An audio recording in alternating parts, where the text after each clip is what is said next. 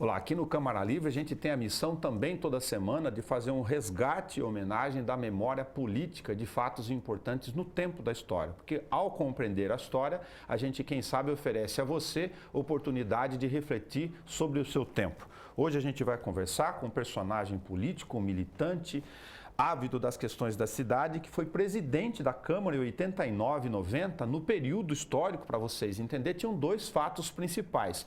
Um nacional, por exemplo, para os estudantes, eu tinha entrado na universidade na época, da queda de Fernando Collor de Mello como presidente. Aqui no município, ele presidiu a instituição da chamada Constituição Municipal, a nossa constituinte, que tinha a presidência de Milton Dota, a Lei Orgânica Municipal nasceu desse período. Dota, muito obrigado por você ter aceito o convite de conversar conosco. É muita honra estar presente nessa casa, que me faz lembrar muita coisa importante, muitos amigos, muito debate sério, fervorosos até, certo? Mas que sempre buscávamos um consenso dentro daquilo que eu considero pluralismo democrático, que tem que ser bem preservado e bem entendido em nosso país. Coisa que hoje parece que está havendo confusão. Esse acha que a verdade é a dele, o outro do outro, e não há um consenso ou pelo menos um respeito à ideia do outro. Então essa casa maravilhosa me faz rememorar, né, todo esse tempo que me fez muito bem para a saúde mental e para o entendimento pouco que tenho desse mundo maravilhoso que nós vivemos. Conteúdo político de informação e maturidade se adquire ao longo do tempo, mas você tem a sua formação no movimento estudantil e tal. Como o Dota se formou politicamente nos principais momentos de sua vida? Bom, eu morava em Avaí, morava no sítio Matacede. Meu pai era um proprietário médio rural e era do time do Jânio Quadros. Avaí era a turma do Jânio Quadros, no bar do seu João Novo, e a turma do Ademar de Barros, no bar do Ernesto Pampani, em frente à Igreja Católica São Sebastião. E o bar do Novo, do João Novo, era na outra esquina, em frente à igreja também. É lá que a gente se encontrava e gritava com o adversário que estava lá do outro lado do quarteirão. Janistas e ademaristas. Então, um fato interessante é que quando houve uma campanha eleitoral, houve a campanha eleitoral Jânio e Ademar de Barros, em 54, por aí, mais ou menos, não me recordo bem o ano, 53, 54, acho que foi eleito, bom, sim, governador do estado. O meu pai tinha uma caminhoneta, que chamava Ford Ramona, Fordinho 29, com a carroceriazinha. Pequena, coberturazinha de lona. Então o Jânio ia fazer o comício em Avaí. O coreto do jardim já estava enfeitado, certo? Para a ida do nosso candidato. E quem foi buscar o Jânio Quadros foi meu cunhado Adelino Pereira Novo, uma pessoa quase 2 metros de altura, que para dirigir a caminhonete tinha que ficar com a cabeça de fora. E o Jânio também não era baixo. Quando chegaram no aeroporto, no Araribá, entre Avaí e Presidente Alves, que era o aeroporto da rede ferroviária, o Jânio chegou de avião do Auro Morandrade, que era fazendeiro, dono de grande frigorífico na região de Araçatuba, né? O Jânio era, o Auro era candidato a senador. Ok. Senador. Aí vieram os dois, calcula 3 naquela caminhonetinha pequena, o Jânio pendurado de cá, o outro de lá, e eu na carroceria da caminhonete.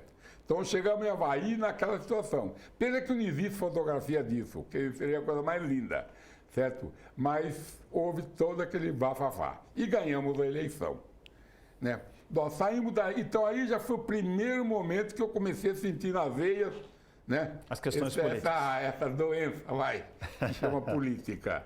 Essa doença que faz bem para a saúde.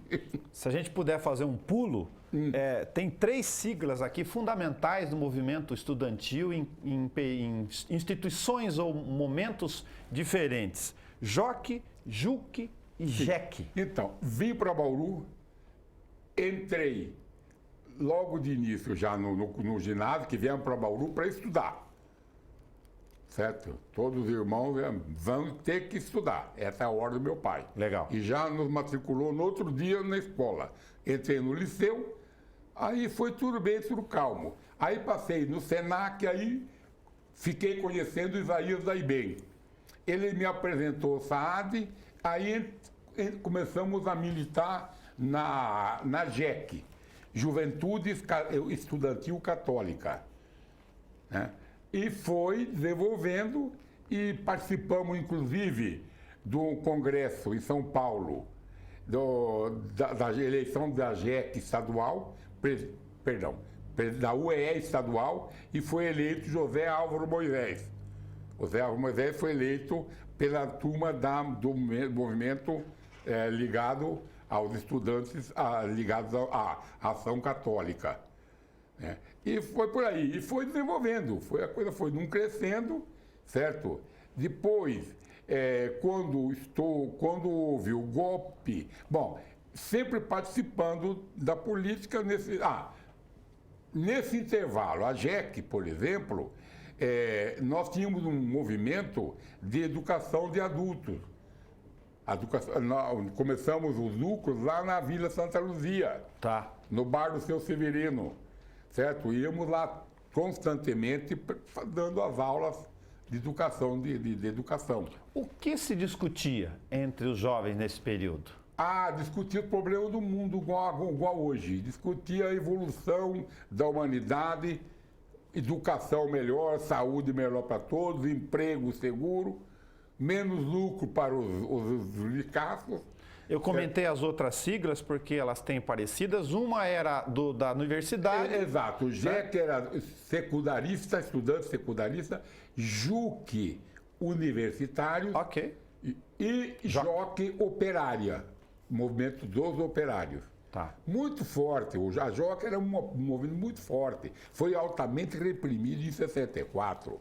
Né? Mais a JOC do que o resto das siglas. O que foi a FBE? B de bola é? Federação Bauruense Estudantina. Foi uma entidade estudantil muito forte que, quando ela foi fundada em 48, não havia universidade em Bauru, não havia faculdade em Bauru. Então, ela congregava estudantes secundaristas e universitários.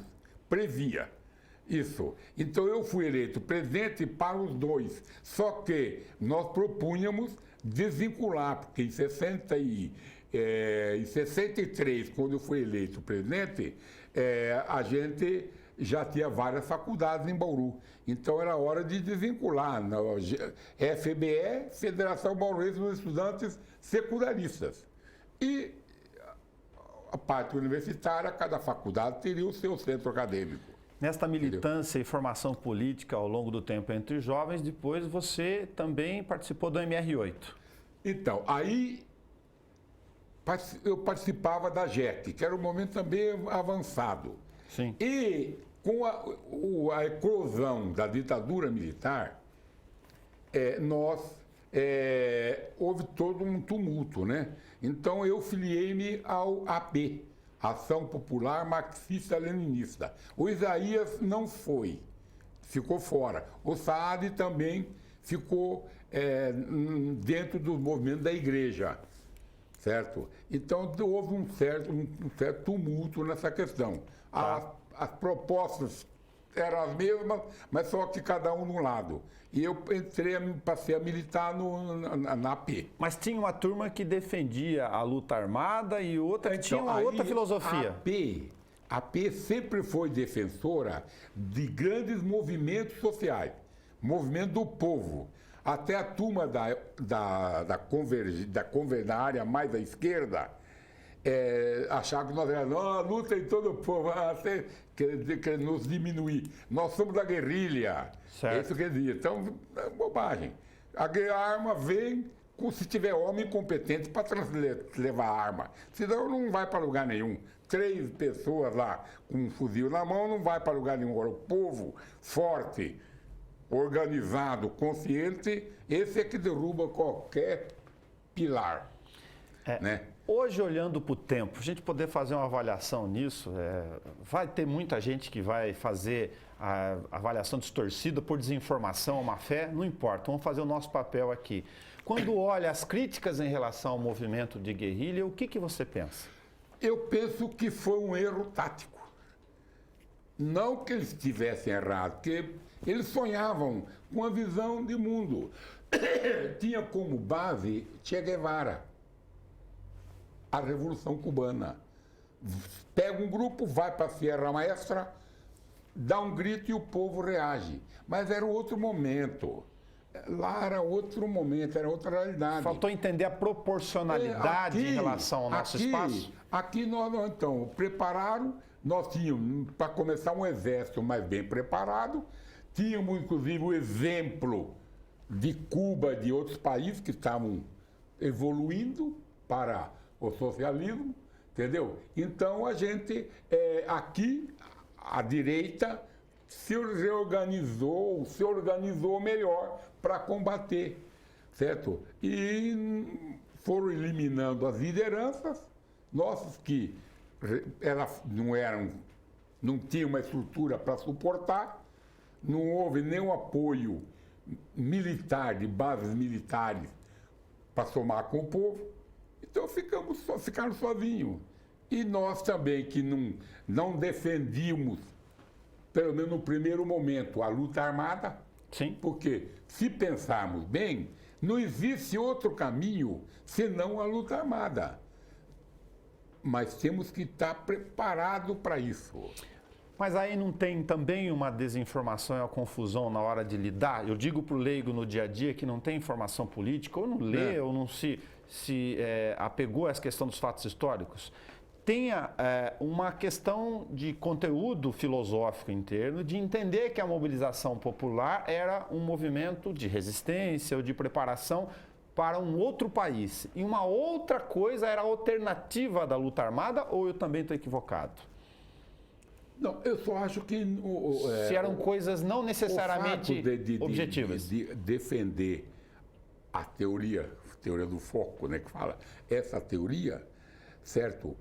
Não foi no momento inoportuno. Ok. Eu acho que nós não tínhamos, a sociedade não tinha maturidade para isso. Então perdemos milhares de quadros importantes que poderiam evoluir para podermos até chegar lá. Mas com mais gente pronta para pegar na bala, pegar no fuzil. Essa que é a verdade. Porque senão não vai para lugar nenhum. 13, 15 caras, vai lá para o Vale da Ribeira, outro vai lá para o Nordeste, outro vai para... Não vai para lugar nenhum. Para o tamanho do nosso país, sim, uma coisa é atacar uma ilha, né? Um país, uma sociedade bem disforme, né? Não há uma unidade de pensamento. Fosse no estado de São Paulo, no Rio de Janeiro, Minas Gerais, só. Uma coisa igual, o conjunto é muito difícil, é como uma cidade, um país complexo. Né? Se você pudesse agora, nesse momento da nossa conversa aqui, no final de 2019, experimentando o início do primeiro ano do governo Bolsonaro, olhar para a guerra de desinformação e vírus e ataques que tem entre extremos na internet e colocar na sala um ponto de referência, que questão você acha importante para o jovem que está desmobilizado, alienado em certa forma, como o restante da população? Eu acho que o jovem primeiro tem que estudar muito, analisar o mundo que o cerca. Não só o Brasil, o mundo, o conjunto do planeta, porque nós estamos numa evolução fenomenal, certo? Ninguém sabe para onde vai. Mas eles têm que primeiro se preparar bem ideologicamente, verem bem qual o melhor caminho que eles consideram. Da cabeça deles só? Não, do conjunto de experiência que se tem por aí. Quanta gente boa, quanta coisa boa que já surgiu, que escreveu, vocês jornalistas colocaram para o povo analisar, certo? Fruto de pesquisa que vocês fizeram também. Não sai só da cabeça sua. Lógico. Você vai, você entendeu? Tudo isso eles têm que avaliar e ver qual é o melhor caminho. Para mim, o melhor caminho agora é participar de mobilizações, mas dentro daquilo que você acredita. Sim. Senão você não vai poder chegar lá, olha, pá, é isso, você entendeu? Então, você crescer a ponto de fazer quem está no poder entregar por bem ou então entregar. Aí vem a teoria da guerrilha. Sim. Então, bom, dá o salto final e assumir o poder. Eu acho que esse é o caminho do Brasil. O Brasil não vai ser diferente de outro. Vai ser igual. Quando? Quando tivermos Maduro para isso. E estamos perto, hein? Estamos perto. Porque o que eu vi sábado lá no ABC, que eu tive a honra de estar presente lá, olha, primeiro, a imprensa não divulgou quantas mil pessoas tinha lá. É sinal que tinha muita gente. Porque se tivesse pouco, eles estariam mostrando. Só para as pessoas entenderem, você está se referindo ao encontro e o discurso, o comício, o ato da Sim, saída do Lula e São Bernardo do Campo. Mas você pega aquele povo todo que estava lá, Sim. Você entendeu? Aquele povo quer alguma coisa, quer um mundo diferente. Você pega, por exemplo, em Bauru, uma reunião que nós fizemos lá com o Arthur, aquele livro lá que lançou do padre, como é que chama, do seu Alberto. Arthur Monteiro. O Arthur Monteiro, quer dizer, o livro lançou. Tinha 200 pessoas quase, mas ninguém conhecia o Arthur Monteiro. Eu conheci, tive a honra de conhecer o velhinho. Certo. Tive a honra de conhecer muitas vezes com ele, certo? Mas ninguém conhecia o Arthur Monteiro. Por que estava lá? Porque acredita em alguma coisa, sonha com alguma coisa, com aquela ideia do Arthur Monteiro. Você entendeu? Então, a juventude tem que analisar tudo isso, todo esse quadro que a cerca, para ela poder definir qual o caminho que eu quero seguir. É aqui, certo? Mas para isso ela tem que estudar muito, se preparar muito, cumprir bem suas obrigações. Dota, o que aconteceu em 12 de outubro de 1968 com você? 68. Não, eu saí de Bauru, fui eleito pela Faculdade de Direito, estava no 5º ano de Direito. Saí de Bauru, eleito pelo colegiado lá de aluno, como representante da faculdade para participar do 30º Congresso da UNE. Em Ibiúna. Ibiúna. Não sabia que era Ibiúna, porque era um congresso clandestino. Nós, da AP, propunhamos um congresso, aí você vê a questão da teoria do foco e a luta de todo o povo. Aí você nota bem.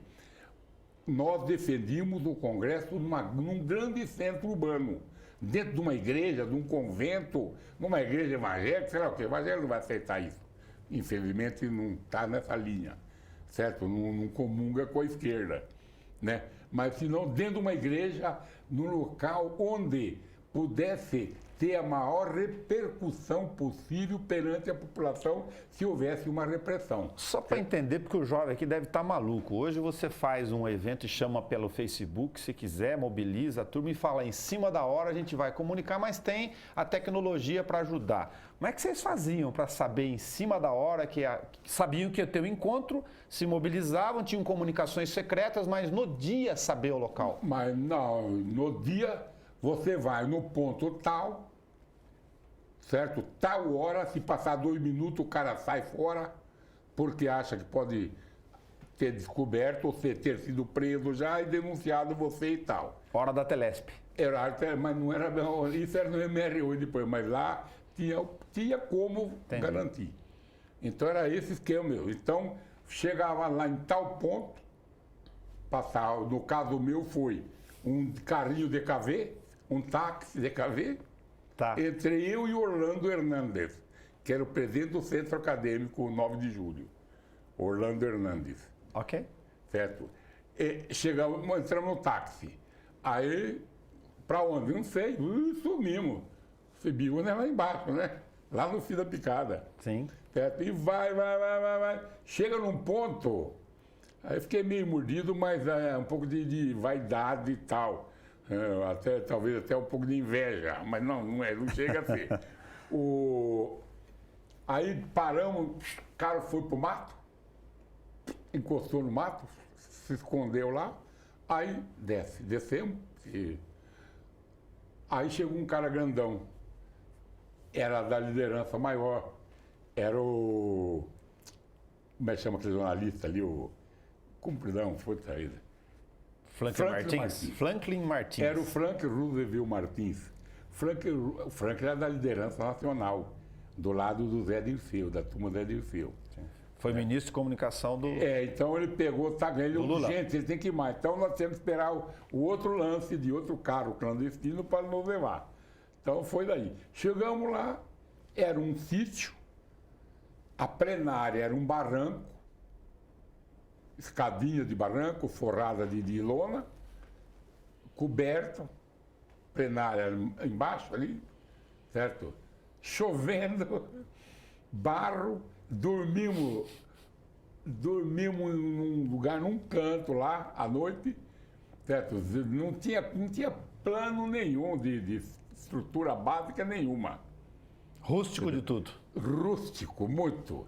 Aí começou a plenária de manhã. Quando está querendo começar a abrir a plenária, escutamos tiro para cima e chegou a tropa da Polícia Militar e levou todo mundo. Preso. Então, se você pega, quando nós defendemos a proposta de nós organizarmos o Congresso, o presidente da UNE organizar, que era o Travassos, nós perdemos para a turma do Zé Dirceu, que era a turma da LN lá e tal. Sim. Turma da teoria do foco.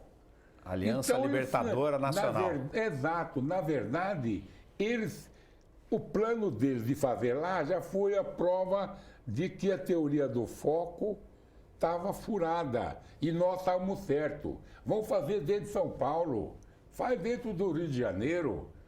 Quer dizer, o exército chegar até lá. E se chegar vai ser um corre-corre. Ao invés do isolamento, fazendo lugar de bastante gente. Lá, tal. Inclusive hoje lá, o cara comprou, um cara de esquerda comprou e criou um museu lá no sítio. Legal. Interessante. De Biúna. Mas você entendeu bem?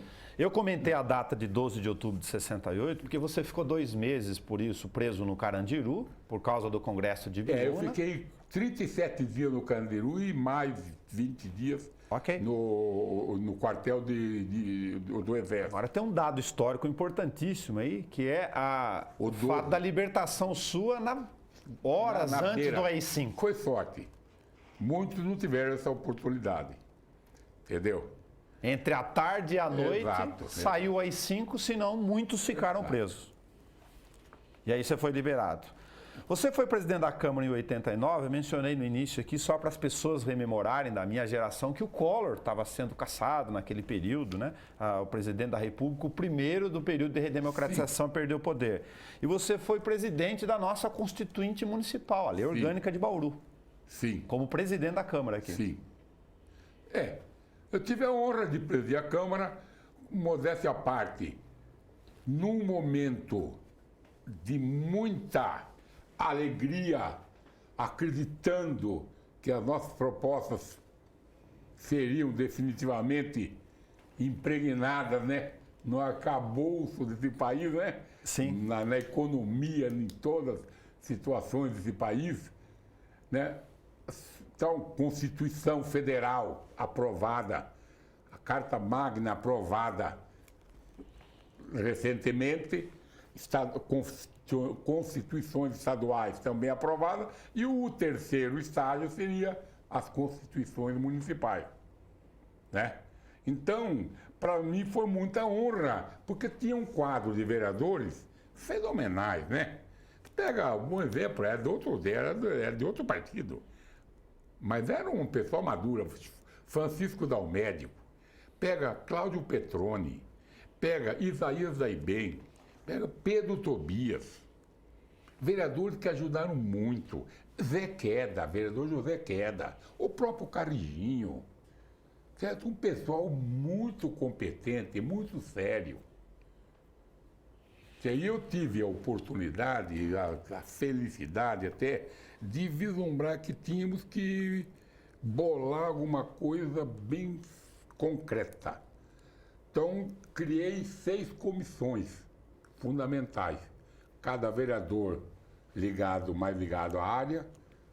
Pedro Tobias, por exemplo, a área da saúde. Isaías, a área da educação. Vai por aí fora. Bem concatenado. O Brizolinha, área jurídica. Também outro vereador. Tá, entendeu? Sim. Então, formamos a comissão. Marco Brizola, né? Para as pessoas. Marco Aurélio Pinheiro Brizola. Marco Brizola. O Marquinho, muito competente também. Então, conseguimos desenvolver um trabalho que, modéstia à parte, está aí, impregnado. Falar de figuras públicas aqui. Você pegou o primeiro mandato do ISO nesse período, depois ele foi prefeito de novo. Primeiro com o Tuga. Tuga 88, o ISO em 91, quando você estava saindo, né? Exato, em 92 eu saí. Isso.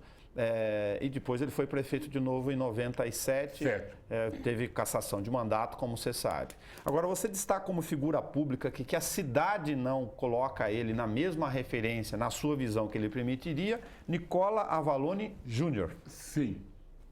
Por quê? Nicolinha. Porque eu acho que na área da educação, quem mais mexeu, quem fez alguma coisa para mexer com a criançada, para fazer a criançada viver na escola, conviver com a escola como uma segunda família, acho que foi o único que eu me recorde, que eu tenha consciência que mexeu com isso. Mobilização de educação e esportes, educação e cultura na escola. Como um todo. Como um todo. E tem mais. Bom, é coisa pequena, viaduto. Mas acho que o fundamental para mim, que me marca bem, é isso. O ensino primário, no caso municipal, né? O ensino as escolas municipais que ele podia trabalhar, que estaduais era outra coisa. Dota, estamos falando aqui no final dos anos 80, agora estamos gravando 40 anos depois, no final dos anos 2019, e o IBGE acaba de soltar a estatística que metade da população adulta brasileira, o dado estatístico considera de 24 anos a 59 anos, não tem o ensino médio completo. Isso é um absurdo do ponto de vista de discussão, de formação e cidadania. Sim. A minha visão é o seguinte, o Brasil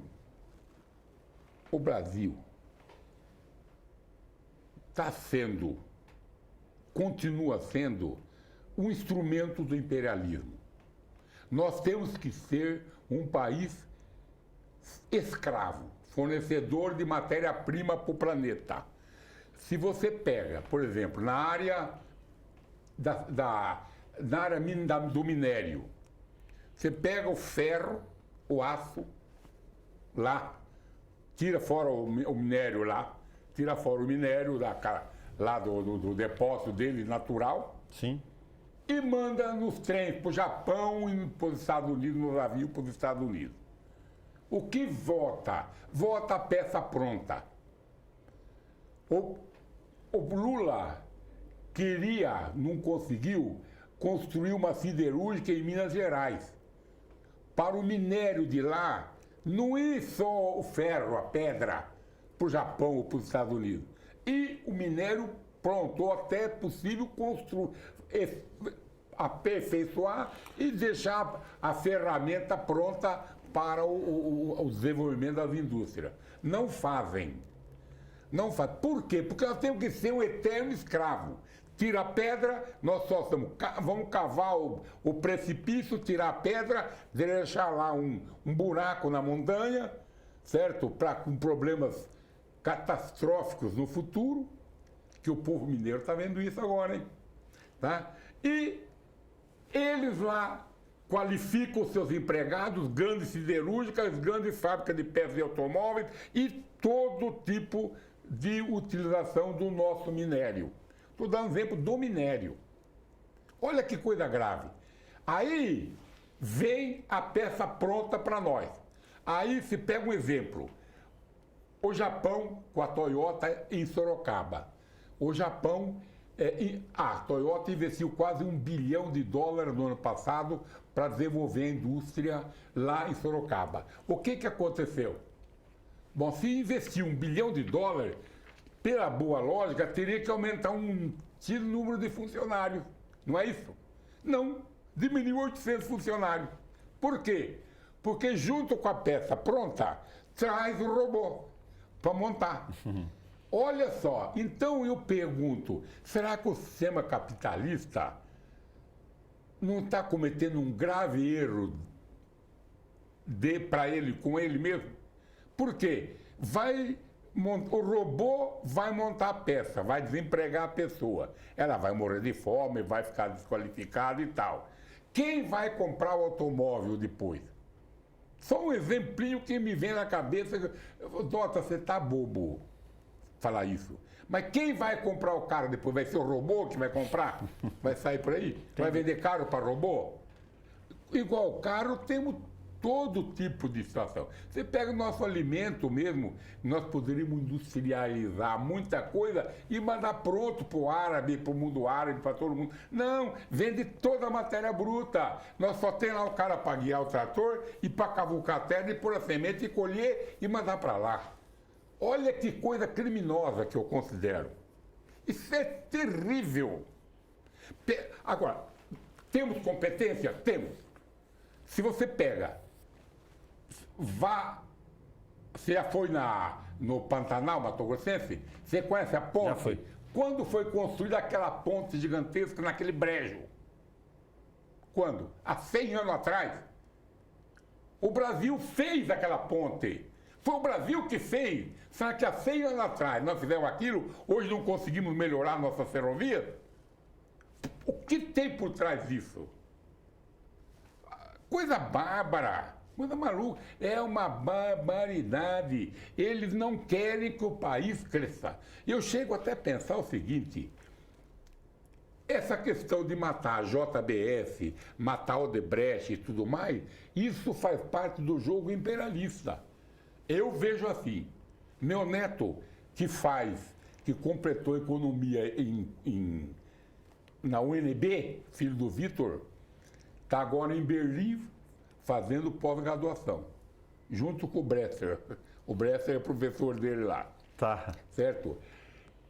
Ele fala, vô, esse país está sendo dilapidado, certo? De todo jeito. Nós temos que ser eterno fornecedor de matéria-prima. Você pega a Embraer. Quem construiu a Embraer? Foi o Bauruense. Sim, a gente gravou com ele aqui, tem esse material histórico. A Petrobras, foi o gringo que fez? Foi o, sei lá, o alemão, será que não? Foi o brasileiro. Agora que está tudo pronto, nós entregamos de mão beijada para os caras explorarem. Pega o pré-sal. Quem furou? Quem buscou petróleo a 7.000 metros de profundidade? Só nós temos essa tecnologia. É por isso que eles não estão conseguindo nem comprar, porque não sabem extrair o petróleo. Essa que é a verdade, segundo o entendido aí. Me passou esses dias, não sei se é verdade ou não. Mas deve ter lógica, certo? O pré-sal, nós extraímos o petróleo e manda de mão beijada para os Estados Unidos para eles refinarem e mandarem tudo, toda a coisa, a gasolina, o óleo, tudo certinho para nós. Por quê? Porque nós somos escravos. Nós temos que tira de lá, manda para eles e eles lá têm funcionários qualificados, grandes empresas de refinarias e papapá. Então, lá é que está o cérebro da coisa. E nós, escravos. Entendeu? Entendi. Desculpa, mas isso aí me deixa irritado. Não tenha dúvida. A gente está te ouvindo para poder fazer o registro. Entendeu? Mesmo. E por isso é que é bom ter emissora pública, né? Para você poder falar nesse aspecto. Mas falta a gente citar um personagem de vários tantos aqui. Quem foi para você Davi Capistrano? Um grande comunista, certo? Filho de um grande comunista, certo? Tanto é que depois que saiu de Bauru, que o Tuga trouxe ele para Bauru, que era médico, né? Sim. Fez um trabalho, segundo nosso entendimento e de muita gente aí, um trabalho promissor para a área da saúde em Bauru. criou o Instituto de Saúde do Trabalhador e vai por aí fora, entendeu? Espalhou unidades básicas em todos os bairros. Você entendeu? Então, e depois foi para Santos ser prefeito lá e saiu de lá glorioso, coitado. Morreu bem cedo, mas infelizmente essa é a natureza, né? Sim. Entendeu? Eu acho que ele foi uma figura proeminente, muito importante para nós do Bauru. Como você se sente com a homenagem física da história do tempo, do núcleo Meridota até o nome, do seu sobrenome e da família? Bom, é mais por causa dela e não por minha causa. Sim. Mas não. É muito por causa dela e pouco por minha causa. Porque a Meire era fenomenal. A Meire era uma pessoa... Outro dia eu estava numa clínica médica, visitando um grande velho amigo meu, que está internado lá, e veio uma senhora que também está internada lá. Ah, Milton Dota, Meire Dota, minha querida falecida esposa. A irmã Catarina falava daquele centro da irmã Catarina. A irmã Catarina, gamava que ela era a mãezona da irmã Catarina. Você entendeu? Então, você pega campanhas do agasalho na época, campanhas de 1000 campanhas que ela desenvolvia, e quem ela ajudava. Outro dia eu estava, há uns 2 meses atrás, tomei um ônibus meio capenatório, também falei, deixa eu andar de ônibus. Aí o casal pegou, levantou para me dar o lugar. Falei, não, eu aguento aqui, eu estou fazendo exercício, inclusive. Não, uma homenagem à dona Merzota. Pegaram o cartãozinho da Meire. Estava de 30 anos atrás. Que legal. Você entendeu? Então, onde eu vou, tem esses exemplos. Então, ela era uma pessoa gigantesca. Ela era atuante. Foi diretora, inclusive, da área de magistério do Liceu Noroeste, entendeu? Psicóloga, né? E na área de magistério ela foi a professora lá e também diretora depois com o Dudu Ranieri, né? Milton, como eu imaginava, bater um papo contigo é fazer uma varredura e percorrer diversos momentos históricos com a sua posição política. A gente agradece você por ter dado um pequeno retrato desses recortes conosco aqui. Para mim é uma honra poder aprender com a imprensa, certo? Porque tem muita gente que tem medo da imprensa, né? Mas esquece que é ela que é o gancho. O jornalista foi demonizado para ligar as coisas, ligar esse universo imenso que a gente vive. Entendeu? Eu respeito profundamente essa profissão. Ela é uma das fundamentais para nós democratas, né? Que exigimos que assim continue, que tenha direito de cumprir a tarefa da imprensa. E eu queria agradecer a honra de ter voltado aqui para a Câmara nessas condições, para relembrar alguma coisa humildemente daquilo que a gente pôde ajudar um pouco essa cidade, né? Muito obrigado, Hamilton Dota, nascido em Avaí, presidente da Comissão Constituinte que gerou a Lei Orgânica do município nos anos 80, 89, depois promulgada em 1990. Obrigado pelo papo. Esse programa está na íntegra, o Câmara Livre, assim como os demais, como um documento histórico em relação a personagens da nossa cidade e da nossa história. Até o nosso próximo encontro.